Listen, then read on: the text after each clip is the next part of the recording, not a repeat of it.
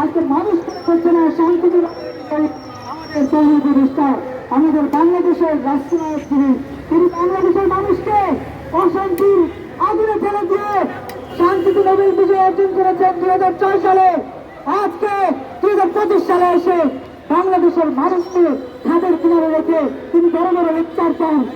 গ্রামাঞ্চলে প্রবাদ আছে, বড় বড় শয়তান বড় বড় লেকচার।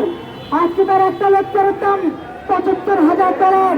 তিনি বলেছেন আমি এরকম বড় বড় লেকচার পেয়ে বাংলাদেশের মানুষকে ক্ষমতার দিকে থাকবে। আজকে তিনি তার লেফটেন্যান্ট সরকারকে নিয়ে বলেছেন তিনি 5 বছর থাকতে চান, তার মতো 5 বছর থাকার খায়স হয়েছে। বন্ধুরা আমার, আপনারা জানেন বিশ্বব্যাপী অন্তর্বর্তীকালীন সরকারের সবচেয়ে মেয়াদ 3 মাস। আজকে তারা বছরের পর বছর থাকার একটা পরিকল্পনা করছে। আমার বাংলাদেশের একটা নতুন দল হয়েছে, অনেকে অনেকভাবে অভিহিত করেন। আমরা বলি জাতীয় শিশু পার্টি। এই জাতীয় শিশু পার্টি পানিতে নেমে হাঁটুটুকু খেলেছে, কালকে আপনারা দেখেছেন গণমাধ্যমে।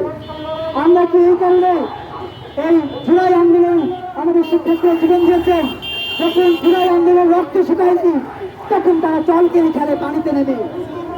জুলাই পথসভার নামে মানুষকে বোকা বানিয়ে মানুষের রক্ত চুষে তারা আনন্দ আয়েশ করে। আবার ময়না যখন মসজিদের দোকানে লাশ হয়ে থাকে তখন তারা একজন আরেকজনকে পানিতে আছাড় মারে। এই হলো তাদের নমুনা। আজকে যখন ময়নার লাশ পাওয়া যায় মসজিদে, তখন এই শিশু পার্টির নেতারা দলীয় নেতাদেরকে নিপীড়নের চেষ্টা করে, ধর্ষণের চেষ্টা করে, তা আবার ভাইরাল হয়ে যায়।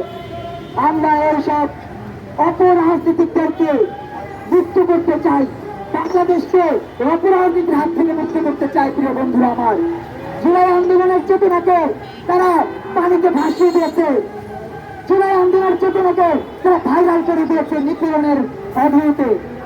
আজকে জুলাই আন্দোলনের চেতনাকে তারা ভাইরাল করে দিয়েছে ধর্ষণের অডিও ভাইরাল করে দিয়ে। প্রিয় বন্ধুরা আমার, তারা বাংলাদেশের মা যখন ধর্ষিত হয় তখন তারা কথা বলে না, তারা বাংলাদেশের বোন যখন ধর্ষিত হয় তখন কথা বলে না।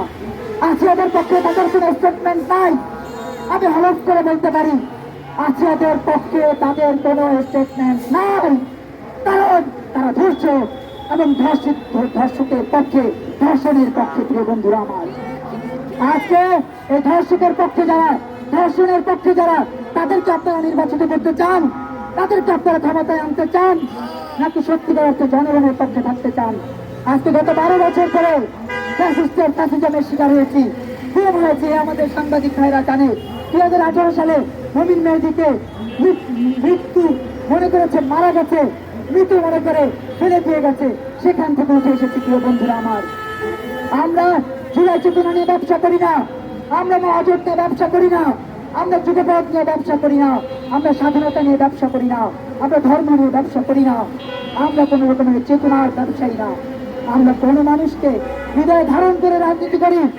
আজকে যারা গণমাধ্যমের ভাইরা আছেন তারা জানেন গত 12 বছর ধরে একটা রাজনৈতিক প্ল্যাটফর্ম যুগপথে নাই, মহাজোটে নাই, মঞ্চে নাই, মোর্চায় নাই, অ্যালায়েন্সে নাই, হাবিয়া রুটির ভাগাভাগিতে নাই।